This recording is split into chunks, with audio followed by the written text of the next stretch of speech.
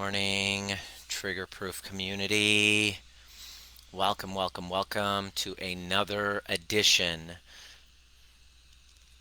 of my trigger proof transmission that was inspired by some conflict, that was inspired by some stuckness, some feedback, some resistance, usually in the form of people who are on their healing journey.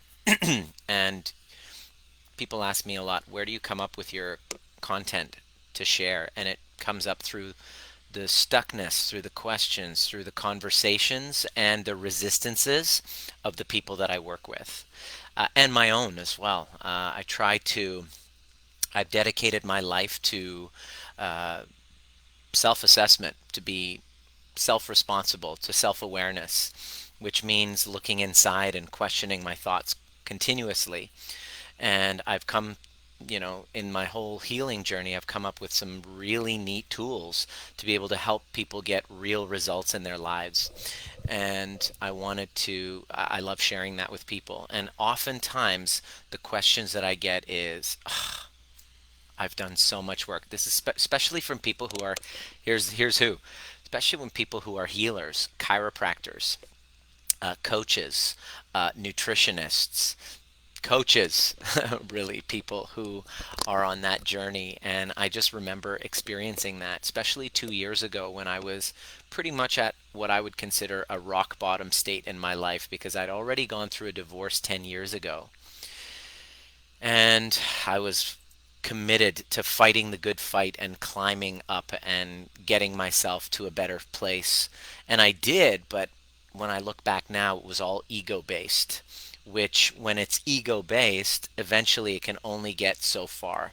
It wasn't really so that I didn't want to bounce back and to transcend and step up to the next level because I had a genuine concern and care for humanity. It was so that I could prove whatever wrong. I had to prove my dad wrong.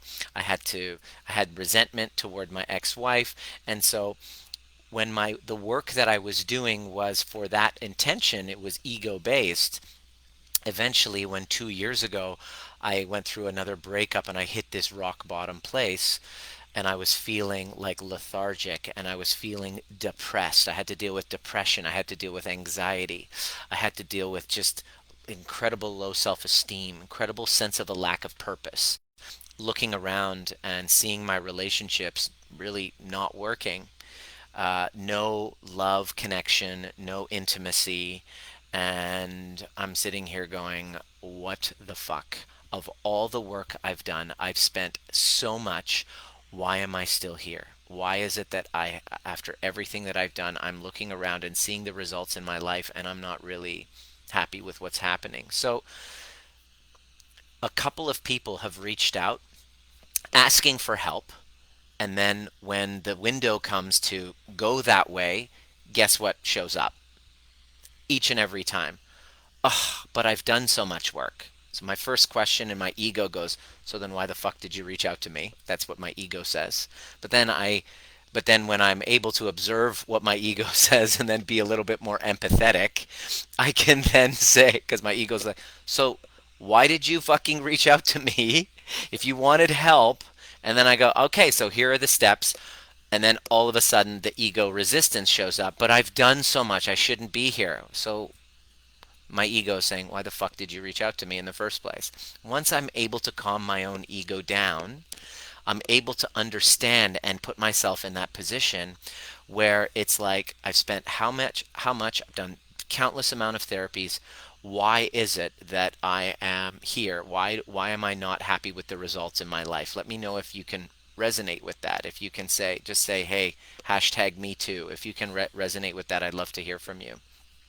So I wanted to do a transmission today to answer that once and for all, to identify what levels of work is there, what levels of healing can you participate in, what so that you can understand what you've done and where you're at on that scale, and you can actually, oh, good, Samantha, and you can actually understand really what what needs to happen from this point forward so that you can then have the results that you want. And I already know what results you want because I've studied human behavior. I've checked in with myself, working with thousands of people, and we all want the same thing. What we really want is healthy relationships. We like healed relationships, not the ones that are broken down. We want to have healed relationships. And the truth of the matter is, I can't control other people. I can only have some sort of regulation within myself. So if I'm going to have relationships with other people, when their shadow shows up, do I get pulled into the drama and enmeshed with it and lose myself, or am I still able to hold myself together? So healthy and healed relationships, even if it's with a past person like your father or mother, and they have mental illness and they have their own dysregulation issues. We genuinely as human beings still want to be able to have relationships with them.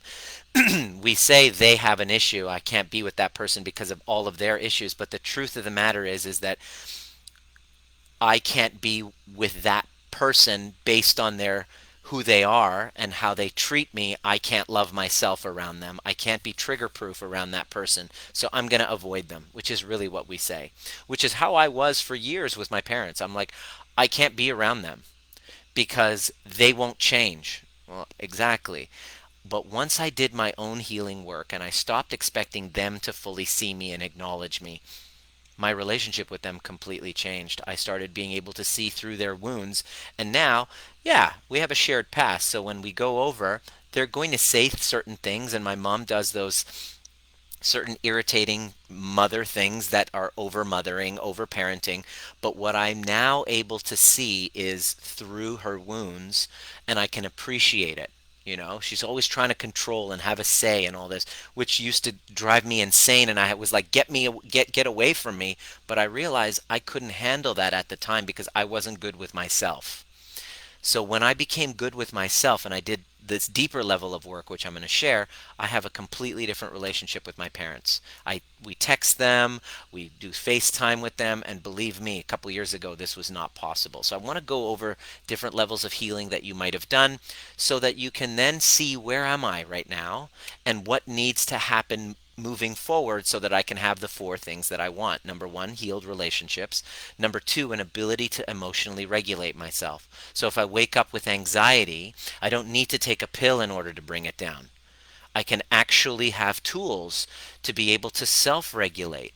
Or if I get into an argument, I'm able to regulate myself and then have some semblance of ability to repair after a rupture and not just be a victim to the rupture constantly and feel abandoned and all of that stuff. So, healed and healthy relationships, an ability to emotionally regulate. Number three is we want an ability to create intimacy. What point do we have in our lives if we're not able to take off the mask and just be kind of like vulnerable with one another? We all crave that. The friends that you love to hang out with are the ones where you can be yourself around. And the people that love to hang out with you are the ones where they feel safe to be themselves around you. That's essentially what it is that we want. And number four, what we want is we all want this deep connection to purpose. It's ingrained in us. We have this quest for the cells of our body have this quest to be connected to something meaningful, something greater than ourselves. So those are the four things that we want. And so how do you know that's the hallmark of the work and to be able to have secure attachments in our relationships? Okay? Take off the mask. Ha, no pun intended. Absolutely, Valerie. So this is exactly what we want. Okay? Now, there's various different levels of the work. Most of the time, when our clients are working with us, tangible, you can sense it. The people that are doing the real work and the people who are on the sidelines is very obvious. Let me put it to you this way. Just by listening to a podcast or reading a book, you're going to gain insights, but that's not deep work.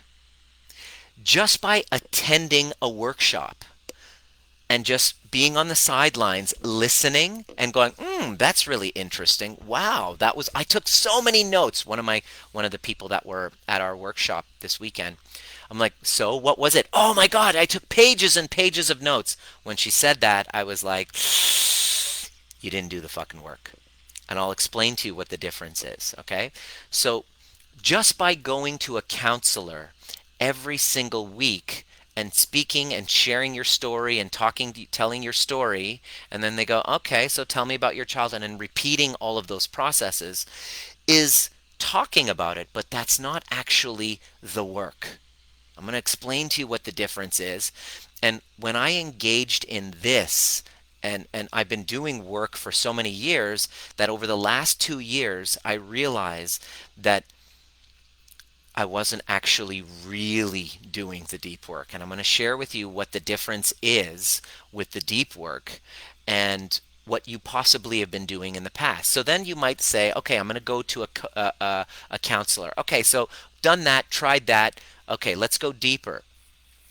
Then we're going to do somebody like with a coach or a hypnotherapy or a hypnotherapist, which you'll have some amazing insights. You'll maybe uncover some things in your unconscious that are like, wow, that's interesting. Whoa, insight is completely necessary for your healing because to have somebody else help uncover or hold a mirror and uncover a blind spot is tremendous and completely necessary. So part of your healing work does require having somebody outside of you point out for you, somebody that you trust, your blind spots. Preferably somebody that you've entrusted to call you out, but not in a brutal way, but in a loving way, because you don't want to hire somebody that's just going to blow sunshine up your ass and tell you how wonderful you are. That's your ego. You're going to actually want to have somebody that's going to hold a mirror and maybe share with you, another perspective because you're so grounded in your own. So you might have done some NLP, and these are all kind of cognitive tools that help you change your perceptions. Perhaps you've also done John DeMartini's work. I've been a facilitator of his work for more than 15 years. So I know he's one of the best of the best. Or then you will do a retreat like I did and did Byron Katie, School of the Work. She calls it the work, which are 4 questions. Is it really true? Can you guarantee that it's true? Who would you be without that thought? And turn it around. So you take like 9 days, imagine spending 9 days taking all of the shit that's going on in your life and asking yourself the 4 questions, doing the work on it, which is very important at a cognitive level for you to change your perceptions and have these massive insights, which is critical. And these are all necessary steps. Yes, my talk therapy is just a constant validation, reassurance, and then see you next week for the same thing, which is great for Samantha, which is great for the therapist because it's a great business model. But what's the outcome that you want? Heal relationships, emotional regulation, a connection to purpose, and deeper levels of intimacy.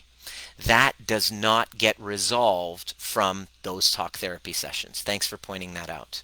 Okay, so it's really important that you get that. So the answer is to become trigger proof. This is what I've discovered. The answer is how do you know? So I want to go over a few things, skills to learn that possibly were not involved in the work that you've done in the past, that this is where the missing pieces are. Would that be valuable for you to learn that? Would that be important and valuable for you to learn? Hey, Rebecca. Hey, Megan. Because a lot of times people reach out, they go, I want some help. And then I'm like, okay, great. So here's what we do. And then they go, but I've done so much work. And I'm like, again, all right, so why did you reach out to me again? That's your ego. That's the fear. That's like, what if I fail? This is what's going to happen. Look at what's happened. I've done all of this. I've spent all of this money, and here I am again. Will this work for me? People ask me that all the time. And then I tell them this. I guarantee you that if you don't do this work, nothing ever will. I can tell you that honestly because my life is a living proof demonstration of it. And the way that you know that you've done the work. First of all, here's how you know that your work, like first of all, number 1, your healing work is constant. It never ends. You will do this for the rest of your life and it's exhausting and it's so rewarding. In other words, the alternative is unbearable, Rebecca, Megan. The alternative to going there and actually doing what I'm about to share with you is completely unbearable. So your choice is to just keep exactly where you are and let your unconscious past pretty much run your life, staying in that unconsciousness, which feels safe. That's why your ego doesn't want to have you take that leap. It's going to come up with all sorts of excuses. It's scary. My husband is going to kill me. My husband won't agree to this. Uh, and people usually reach out and ask that, and then I ask them this. I say, first of all, if your husband's involved or your wife's involved, whatever, what if they say no? What are you going to do then? That's the question you want to ask yourself. What if they say no? What are you going to do then? In other words, how can you claim to want empowerment in your life and then have your health and well-being in somebody else's hands? And so this is this is what happened with PETA. PETA's husband was like, no, and he was like angry at it, but she was like, fuck that. This is my life. I'm going to take care of this myself. She got resourceful.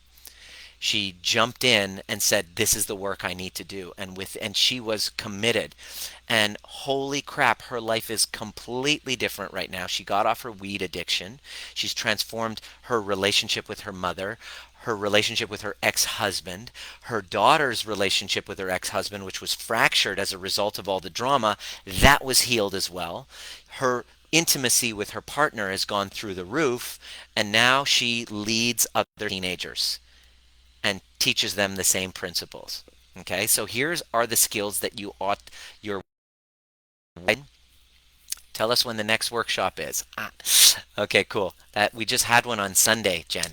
But and Samantha, you were there. That was a really neat revelation for you. Um, the by the way, breathwork and badassery Sunday. Attend the breathwork and inner child meditation, and it's only $10, so there's no excuses, except you're going to be afraid. But I'm afraid. Yeah, I know. Just go in afraid. Don't worry. You'll be fine. We haven't had too many deaths based on just breathing. There's been very few breathing deaths in our workshops. So here's are the skills that you learn. This is what the deep work is, and this is the difference between people who go to the counselor thinking that they're doing work versus people who are actually doing the work. Okay? And here's a perfect example. 4 weeks ago, Laura, who had struggling with trauma from a really brutal divorce. There was violence. She got 2 kids. She's a businesswoman, badass businesswoman, filmmaker, entrepreneur, single mom of 2.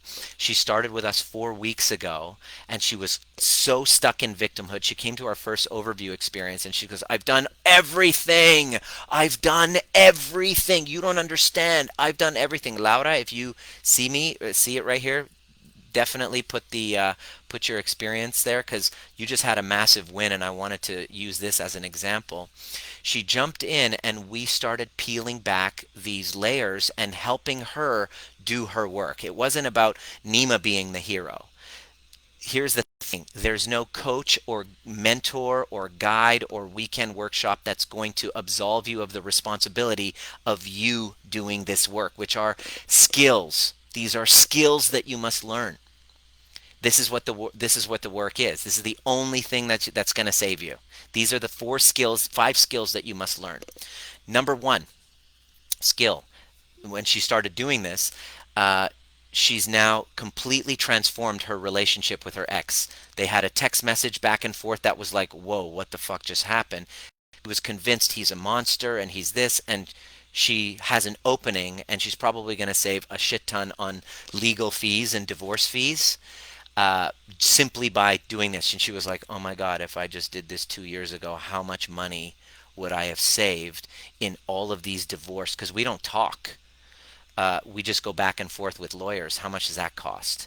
Number 1. Number 2, she just texted me. She said, I just dropped off the kids today to his place, and it felt totally different. There wasn't this resentment, and he wasn't doing any of the work. This is the key. The energy dynamic between them shifted. He wasn't doing any of the work. So what is this new thing that she was doing that's different than everything else? Number one, here's what you're going to do. You want to write this down. If you can write down here, this would be it. Number one, you must learn the skill of objective observation. This is how you know you're healing. The ability to observe what you think and feel and how you respond without labels and judgment. So when you wake up and you have anxiety and you're like, fuck, there you go, why do I have anxiety?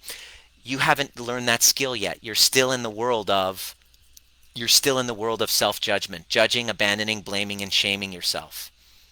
But when you practice and you learn these specific tools to become trigger proof, you learn the art of objective observation, which is the ability to observe what you think and feel and how you respond without labels and judgment, not making yourself wrong for it. And here's the more difficult part. How do you know that you've been doing the work? I don't care if you've done therapy for 20 fucking years. If you don't have this thing, then you haven't really done the work, which is objective observation of others. The ability to observe how others think and feel and respond without labels and judgment. In other words, that includes your mother. That includes your kids. That includes your partner. That includes your stepdaughter. Okay? If you don't have that, and that's difficult. That's not easy. But no coach or mentor or guide or NLP or therapist is going to give you that. That's your work to do.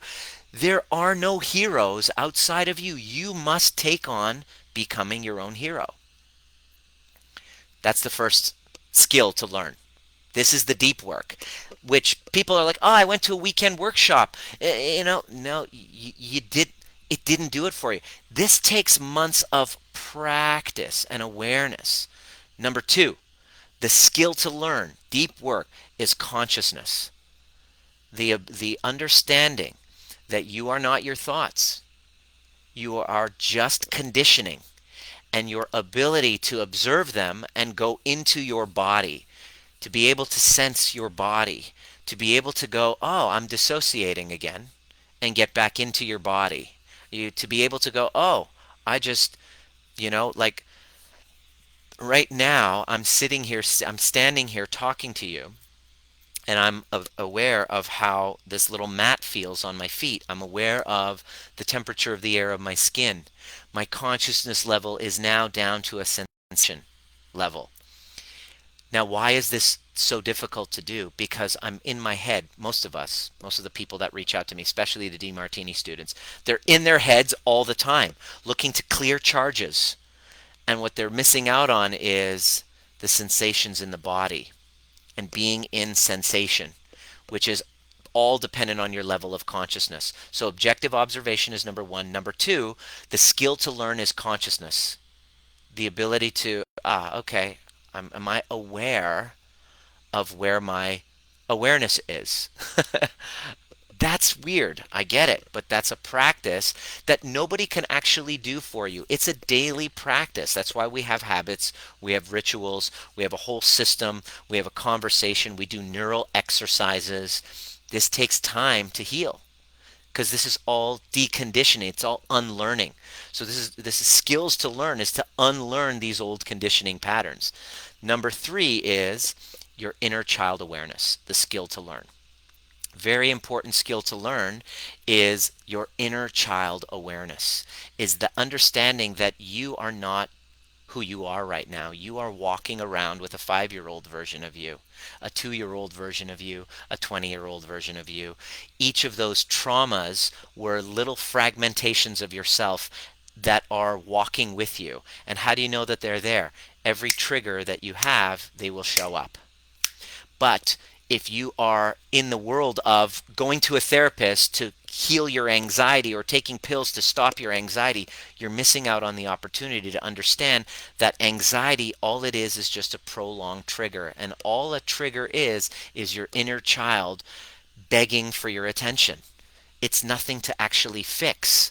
There's nothing wrong with you. You don't have a disorder. You just have a younger part of you that you have self-abandoned. You've abandoned, and you've been conditioned, and it's not your fault either. This is not no fault of your own. Because of our early attachment wounds, we have been taught to self-abandon again and again and again in service of attachment. So in other words, fuck my authenticity. I got to please this person and make everything okay and fix that and be a good boy, be a good girl, so that I can make sure that it's a survival need.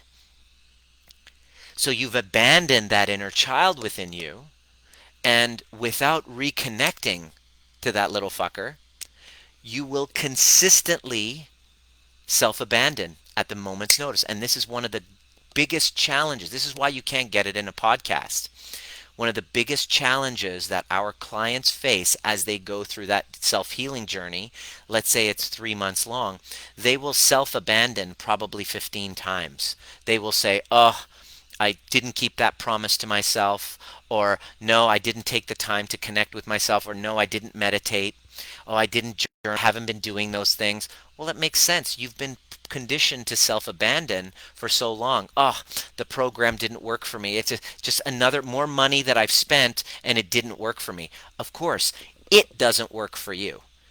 You work for you.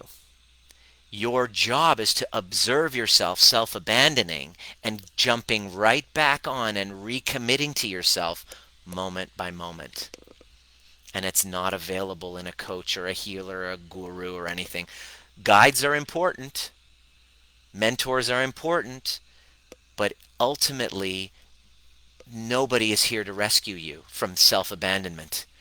Nobody, because if you do hope that get that from a relationship, nothing they say will ever be enough. It will never be enough. This is a non-negotiable. You can't go through life hoping that somebody else will do it for you. If you don't, you will continually self-abandon and keep pleasing others, and the symptoms that show up are simply your younger self revolting against the chronic self-abandonment. So the work becomes to not feel good. How do you know that the work is working? This is not about feeling good. This is about getting better at feeling. This is not about feeling better. This is about getting better at feeling so that you can join those abandoned parts that are waiting for you to reconnect with the body. So the inner child awareness and realizing that all these triggers are younger self, and that you're consistently going back to your younger self saying, I'm going to create a safe space for you. I'm going to take care of you. The people around you didn't have that available to them at the time. I'm going to be the one to do it for you. I got you now. Again and again and again. It's not going to happen overnight. It's a process. It's like fitness. It's like your cardiovascular fitness. It's not working. Well, how much am I actually getting up and doing my, you know, jogging? How much climbing am I doing? Of course, I'm not going to increase my physical fitness if I'm not climbing. If I'm not doing my reps, I'm not going to build the muscle. It's just how it works. So there's no program out there for you. This is all skills to learn. Number 4 skills to learn is ego awareness. I call it dancing with the dark passenger. There are stories going on in my mind 24/7 about myself, about other people, about the economy, about my future. My ability now, what's different now than before, is I can observe the thought and I can see it rather than being it.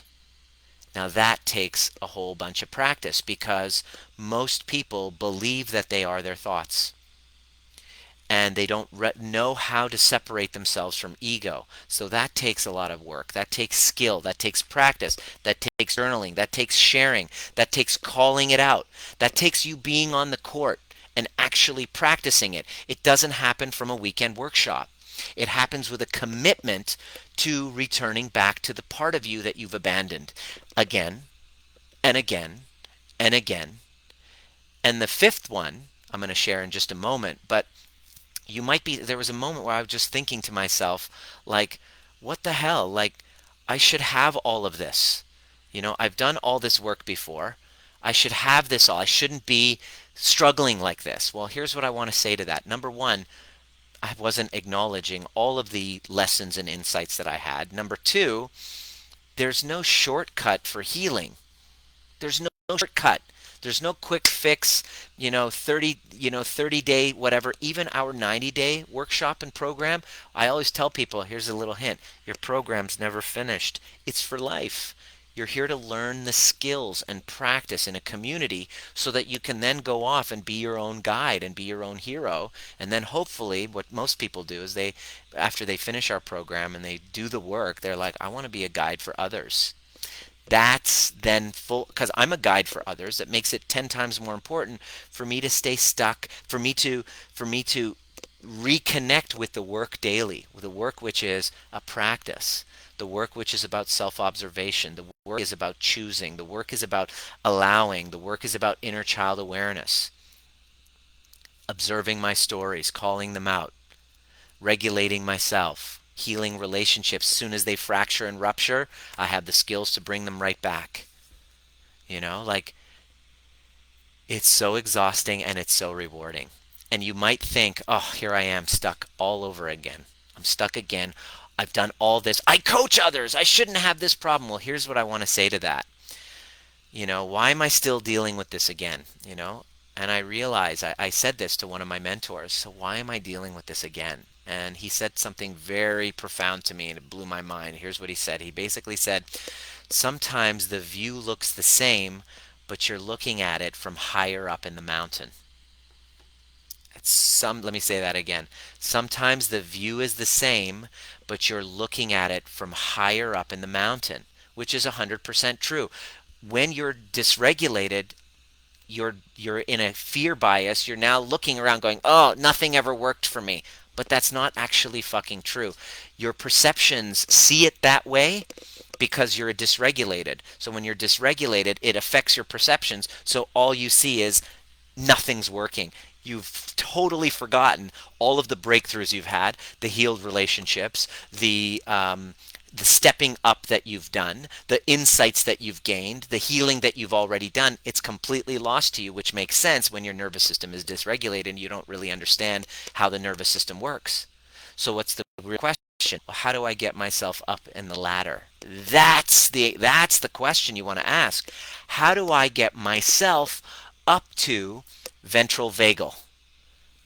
That's the question you want to be asking. And that's a practice and that's a skill. And that's why I created the trigger proof concept. Your work is, you nail it when you're able to go from trigger to flow in the least amount of time. It's not, oh, I'm triggered again, it's not working. That's what most people say. No, no, no. You will be triggered. You will go into despair. But how quickly can you go from there back into flow, where others can actually feel you? How quickly can you do that? And there's been times I do one of these transmissions every day. Haven't always felt amazing, and there's times where I didn't set boundaries and people were draining me, and then I was like, I'm canceling. I'm not doing a transmission right now because I don't feel like I'm in flow, but I know exactly what to do to get myself back. And the fifth skill to learn for yourself is, number 5 is breath work. Breathing. How simple. I realized throughout my time dealing with anxiety that I wasn't actually breathing properly. Take a moment and just check it right now. Check in. What I want you to do is inhale into the belly button, up into the heart, surrendering, exhale. Now, how often do I check in? As often as possible. Checking into my breath. That took me a good 6 months of practice. A skill to learn, breathing. Go figure. I wasn't really breathing properly. How's my nervous system going to function if I'm not actually breathing? That was a huge revelation for me. So we're doing that this weekend. We are doing let's see if I have, boom. Yeah, I'm going to put the link up right here of our breath work that's coming up. in the comment section. I'm going to put it up for you. And on Sunday, excuse me, from noon to 3 Pacific time, I'm going to be guiding you into an inner child meditation. And followed by, once that connection's made, we set an intention to really have a great reconnection with that younger part of yourself that you abandoned. And then we go into a breath work, and you have some pretty neat things coming out. There's going to be music. There's going to be that energy that's been trapped in your body is going to move through you with three things: through sound, through emotions, and through movement. And you're going to be encouraged to use all of them while you're in that breathwork session. And I really can't wait to teach you that. And so, what I'm here to do in this community is to guide you. It takes about a year or two to help you create those healthy, secure attachments if you're just getting started right now. So, I want to take you through that process so that you can practice. So, I do it in several different ways. I have free content to keep your mind back into conscious awareness of keeping it back in yourself. The more you show up and engage, and listen to this content, my promise is that the more conscious you become, so that you understand that this is a pattern and it's going to take work, and these are skills for you to learn. So I want to teach you how to use, pills don't teach skills. You got to look inside if you want to find the answer to your ills. Pills don't teach skills. Covering the truth in exchange for your dollar bills. This is a little song that I wrote. Is to teach you the skills necessary for you to become your own healer. This is, uh, you know, I'm so grateful that I lead a community of self healers, and all we do is I just teach them the skills to self heal, to self regulate, and we use each other to co regulate. And it's very powerful. If you've attended one of our workshops or you're in our program, you can really feel the difference in people kind of rising up and staying in a conversation of healing, not victimhood, not poor me, and not, but true, full responsibility, taking full responsibility for our triggers and taking that and minimizing the suffering. Pain is inevitable, but suffering is optional, and suffering comes with the expectation of pleasure without pain. And we're here to teach you how to suffer better. That's really what it's about. It's a big aha revelation for me, was that all this work that I was doing was just to try to avoid pain and suffering. And I realized that I have to just stop running away from that, and I just have to learn how to suffer better, because it's a part of life. It's a part of our humanity. And I'm not running from it anymore. I'm embracing it wholeheartedly and fully, and taking it all in. And I just want to encourage you to do the same. And the biggest obstacle for you is fear. Fear of failure. What if this doesn't work? Well, I guarantee you it won't work if you expect Nima to do the work for you. Guaranteed. This program is not really, the programs that we teach is not really a cure-all. You're the cure-all. These are the skills required that you must take on as the hero of your own journey, rather than looking for a hero outside of you. And I spent the first half of my career trying to be that hero for others. And now I've when it would work, I'd be like, yeah, I'm the best. When it wouldn't work and they wouldn't do the work, I would take the blame. And now it's like, no, I don't take any credit. I don't take any blame. You do the work. And you can tell when someone's doing the work and when they're just talking about it. I can teach you how to ride a bicycle, and I can theoretically, and you can take a lot of notes on riding a bicycle. But unless you actually get on and ride that bicycle, you're not going to have that experience. You can tell when those of you who've done the work, which has been working over time, what happens is you're able to emotionally regulate. Like Pip, one of the great examples, she came into our program. She's got 3 little girls, and she hated the fact that they triggered the shit out of her, and she would lose her shit on her kids. And she could see it happening, but she didn't know how to control it. So last week she shared on a group call that one of the kids, the little kid who was 6 years old, gave the younger kid food which caused an allergic reaction. Okay? The kid all of a sudden has an allergic reaction. So Pip comes back home, and normally the old Pip, the old version of her, would have screamed at her 6-year-old because course, it's triggering to see your daughter going through an allergic reaction. That's not comfortable. Would have screamed at her 6 year old, caused all sorts of chaos, and then chewed out her husband for letting all of this happen when she was gone. But this time was totally different. The trigger came up, she was able to self regulate and not make her 6 year old daughter, who already I'm sure probably felt horrible about the whole thing, she didn't take it out on her and was able to regulate and totally solve the situation. I think there was a hospital visit, and she didn't lose her shit once. She was able to create a sense of calm. That's how you know that you've really done the work. The way that you know you've done the work is this: when you get triggered, how do you respond? When you start to see stories and you want those normal reactions to happen, and all of a sudden you catch yourself and you're able to call yourself out and you're able to share vulnerably.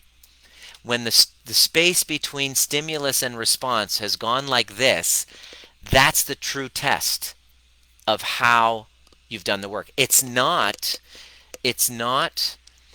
how many seminar hours you've attended. Not at all. That doesn't mean you've done the work.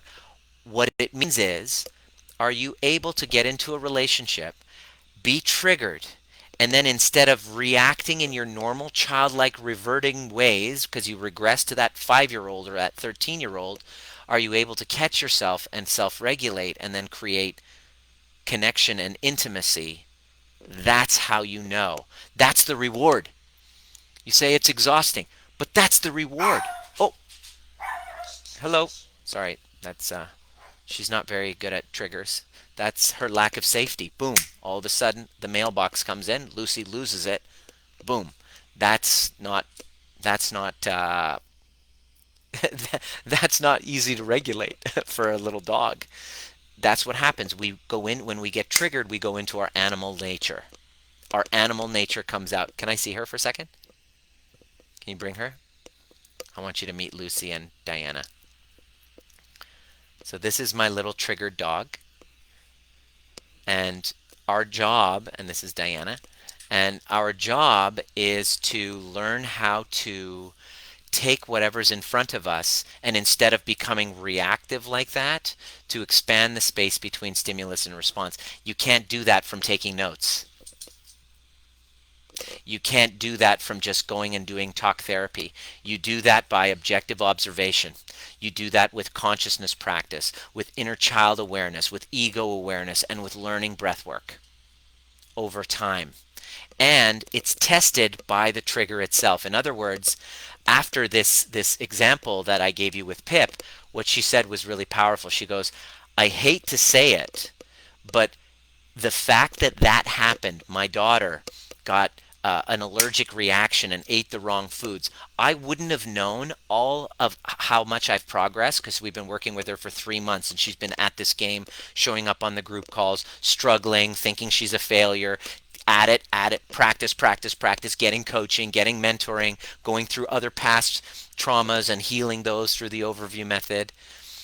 She would not have known, and here's the key: you don't know how far you've come until you get triggered by something that normally would have had you freaking lose your shit.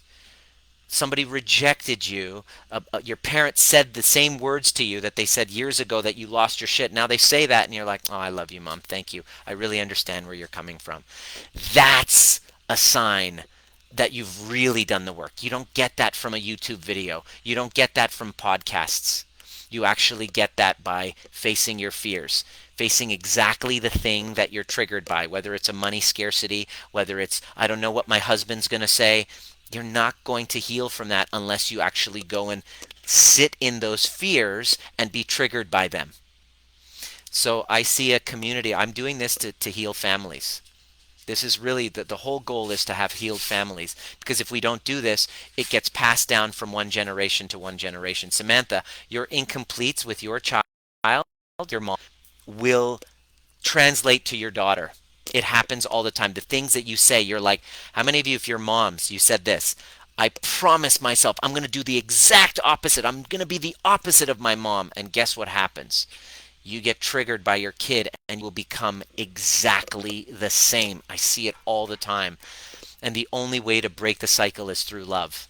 And the only way to get there is through understanding. And the only way to do that is to be willing to be afraid and be willing to take responsibility, which is why so few people are doing well during the COVID pandemic. They're doing worse. The ones who've taken the time and planted those roots are thriving right now. Their businesses are doing great. They have options. They see opportunities. This doesn't cause them to become unhinged. And that's what you deserve. That's what I see for you. So I'm going to do the link here. Join us for our breathwork and badassery on Sunday. Samantha, I see you're coming.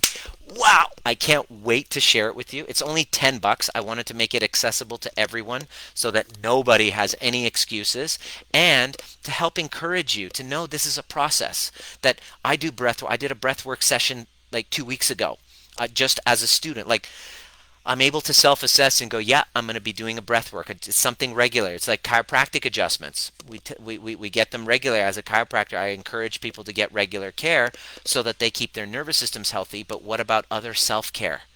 You know, I'm about to go right now. I'm going to go hike up Mount Douglas, and I'm going to do my overview meditation that I've put together. I have a couple of emotional charges I want to work through right now. I put together this process from trigger to flow in the least amount of time. I practice it on a regular basis because I know it's the most important skill that I can learn as a human being, because on the other side of that comes better relationships. On the other side of that, a connection with my purpose. On another side of that, healthy body. Another side of that, fulfillment. And the best thing ever is a secure attachment. That's the holy grail of human existence, and that's what I want for you. Let me know what came up for you. Looking forward to seeing you at the next perfect time. So, Samantha says, how important is it to do body-based work when it comes to healing? I feel like trauma is stored in my body. I know breath work is important, but what about other modalities? This is body-based work. You mean like going to a somatic experiencing type of person, or NSA? Absolutely. I know you're doing chiropractic work with NSA. Fantastic. What I'm talking about is body-based work you do yourself. Okay? Getting adjusted, absolutely. Going to a chiropractor, NSA, somatic experiencing, all wonderful things. And still this type of work, because consciousness work is somatic based healing. So in the trigger proof toolkit that we teach you, we get you to learn how to get into your own body, not from a practitioner's perspective, but you yourself becoming your own practitioner. You can do it yourself. That's the key, self-healing. So it's important for you to learn those skills. And it's funny, as far as investment goes, I've had people say, you know what, this divorce would cost me 40, 50,000, whatever. This is actually, it's saving you. Not just if you're worried about finances, you have to understand what's the cost of not doing it. What would a divorce cost you? What has it cost you up until now? What's it costing you to not have like confidence in your business? If you're an entrepreneur, your entire income is based on the client that you're working with, that they can actually feel your heart and they can actually feel your intention. If I haven't done my work, I can't look into this camera, into your eyes right now. I, I can't feel a level of authenticity and power in my voice. Because when you do this, especially when you're an entrepreneur, when you do this healing work, you start to develop this sense of power in your voice where people can feel your authentic self. You can tell when you're on YouTube, you listen to people. I'm with you for 5 minutes, for 1 minute, and I can tell if you're being real or you're trying to talk into a camera so that you can look good. It's obvious. It's obvious when somebody's coming from an internal state or from an egocentric state trying to look good or be right. It's felt. That's what's your moneymaker, entrepreneurs. That's what when you're speaking, the resonance of your voice, the nonverbal cues in your body language, your facial expressions, your Your pace of speaking completely tells me where your nervous system's at, if you're actually authentic or if you're doing it from a scarcity mentality. I know, I've lived it. And everything opens up for you on the other side of healing yourself. Don't even hesitate. So let me know what came up for you. Are there any questions? But I do think I've always been okay with feeling my feelings. I feel the work isn't that frightening. Beautiful. Great. Questions? I'm thanking all the notes. Big love to you. If you have any other questions, happy to respond. I'll see you at 7 p.m. tonight with another transmission. Usually I'll have some sessions with some clients, some new little things pop up, and I'm like, ooh, I can't wait to share this with you. So I'm here as your guide on the side towards the climbing the mountain of healthy, secure attachments and emotional regulation, the two greatest skills that you can learn in 2020.